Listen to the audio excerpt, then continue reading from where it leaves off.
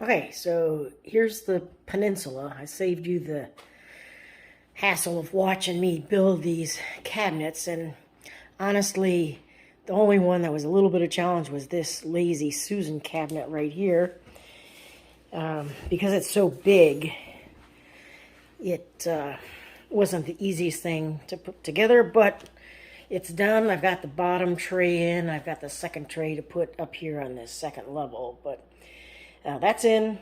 I just need to finish screwing off the cabinets. I've got one screw in, and then need to screw off this one and screw off that, screw them together so that they don't come apart. And in the back here, I've got some 1/2-inch poplar between this cabinet and between this cabinet, and I'll put screws from both sides, and that will lock in this Peninsula. And then we'll have screws that will go there and there into the wall where I've got the line for the stud. A couple screws there, a couple screws over there, and get this all locked in place. I know that some people on kitchen islands will, fix a 2x4 to the floor and then screw the cabinet into the 2x4. But because this is a Peninsula, I don't think I need to do that. The old one wasn't attached to the floor, was only attached to the wall over here. So I think I will put a bead of silicone before I put the toe kick on, and a bead of silicone along the back side before I put the trim on the back. So that should lock it down, and once the countertops are on, it's not going to move. So I'll give you a little time lapse of putting this stuff together.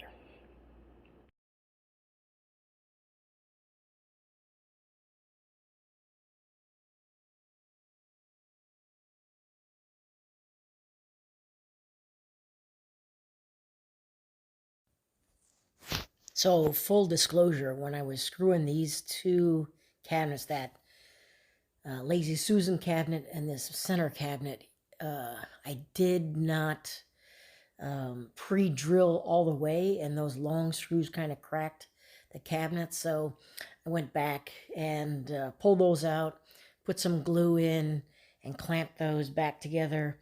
And then I put different screws in, coming the other direction from the Lazy Susan into that center cabinet.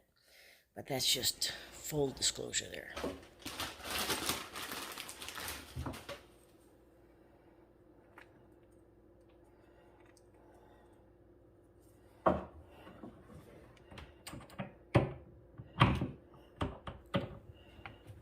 So in the corners of each of these cabinets, I put these little blocks that are, there's one screw in each side, and that just helps keep the cabinet square when the heavy countertops go on. So we'll get these in place.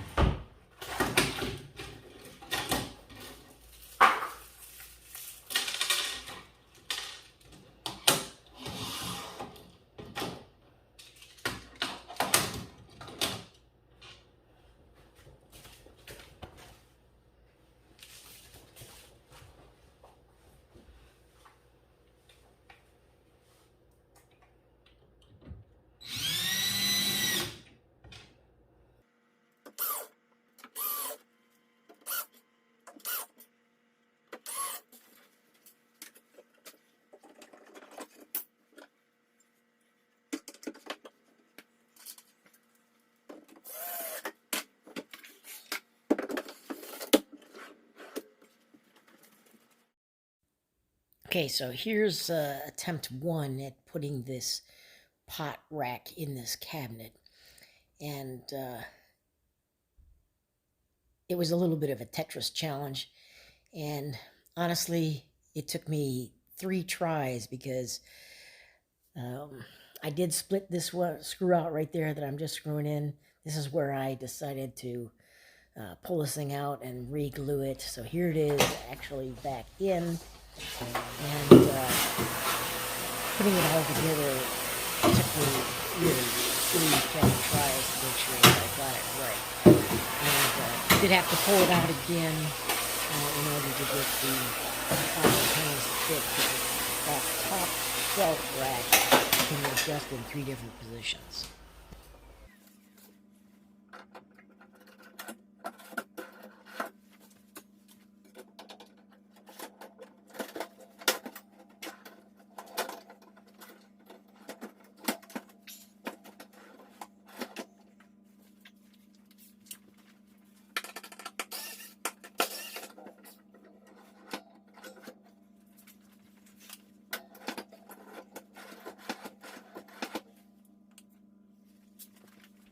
You can see I'm kind of struggling here a little bit with these racks.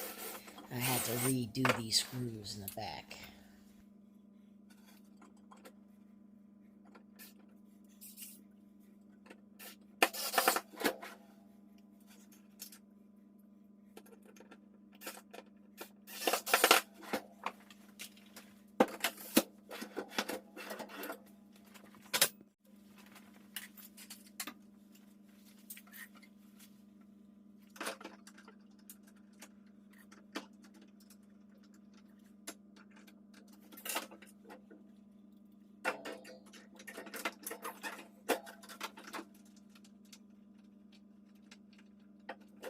I ended up having to pull these doors off and those racks out again when I had to readjust that top shelf. So there's this saying, we do it right because we do it twice, or 3 times, or 4.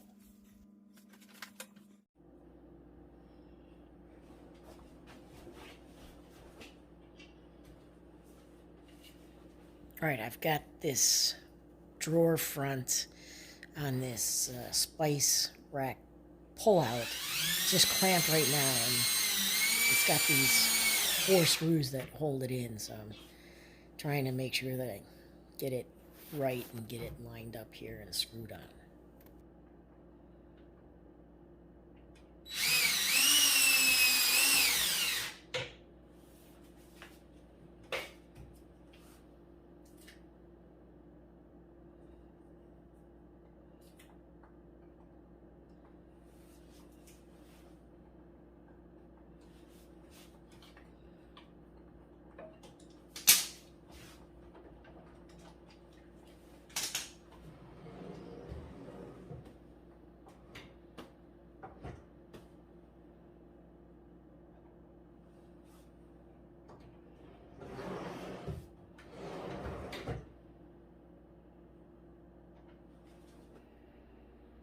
All right, so I've got all the cabinet doors on the Peninsula.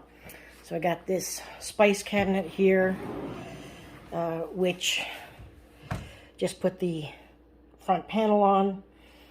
And I have to admit, building that cabinet took me about an hour a couple days ago. Got the Lazy Susan door on, and the 2 Lazy Susan trays in there, and those rotate.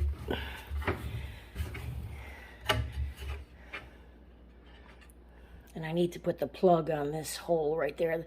There's 4 screws that you put the screws down through, and I had to put some painter's tape to hold the screws on while I use the screwdriver to get them down there. Otherwise, they just fell down that hole, and then you had to try and fish them out of there, and it wasn't easy. So the next thing on this Peninsula, oh, and I have to admit as well, this pan and pot rack, this was try number 3 to get this so that all the lids can go up here for your pots. And then there's some spacers, which I've got around here somewhere. Oh, they're up there on top of the counter. Those spacers attach to this wire frame, and then you can put all your pots and pans in there.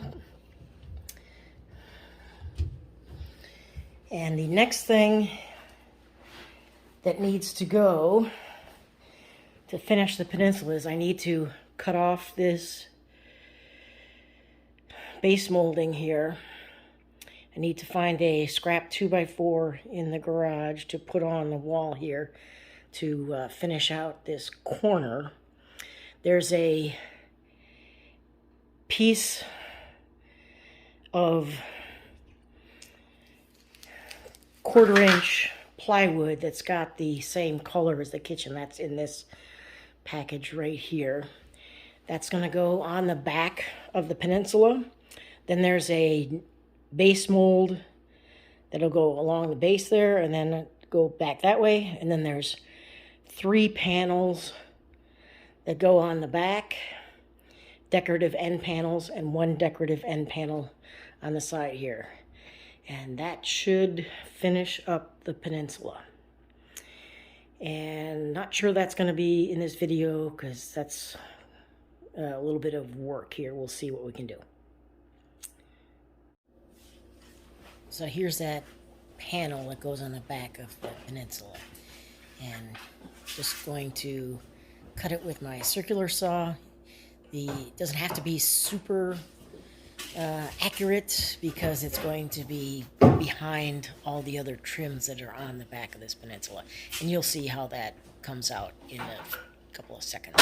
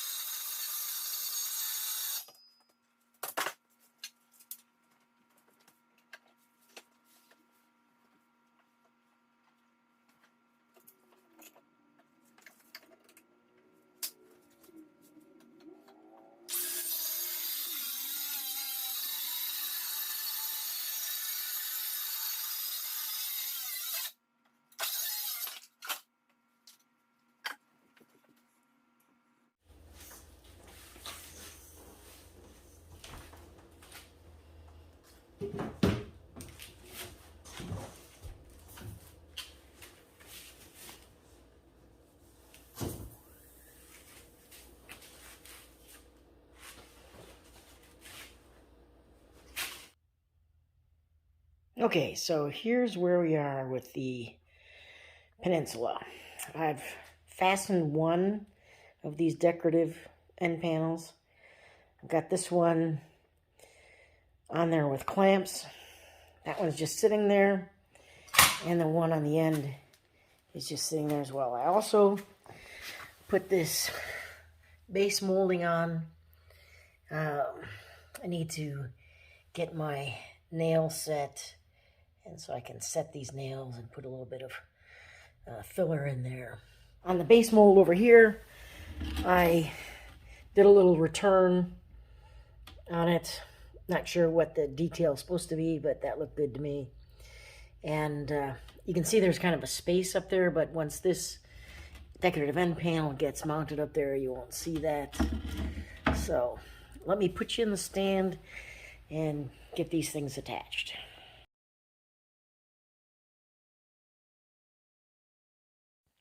So I pre-drill, and I have 1.25-inch drywall screws that can't go through the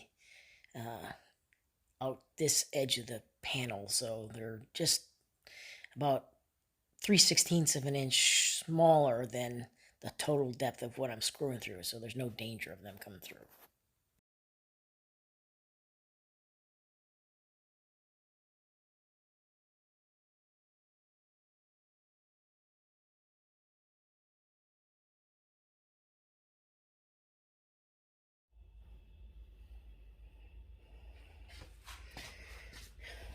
And there's a 2x4 that I attached, which will carry the end of this panel. So it's still got to have a molding, a scribe molding along the wall down here. But that will get attached once I get that scribe molding. That doesn't arrive for a few more days. So still need to attach the side panel. And then that should be complete. So that's about 1/2 of the kitchen done. Now I just need to pull everything out of these cabinets on the right, put them in the cabinets on the left, and that'll allow me to destruct the cabinets on the right for the new cabinets. And that destruction will be in the next video. And a little bit more involved since we've got the dishwasher and the sink and all those plumbing and electrical things down there. But that's it for this video. And up next will be the destruction.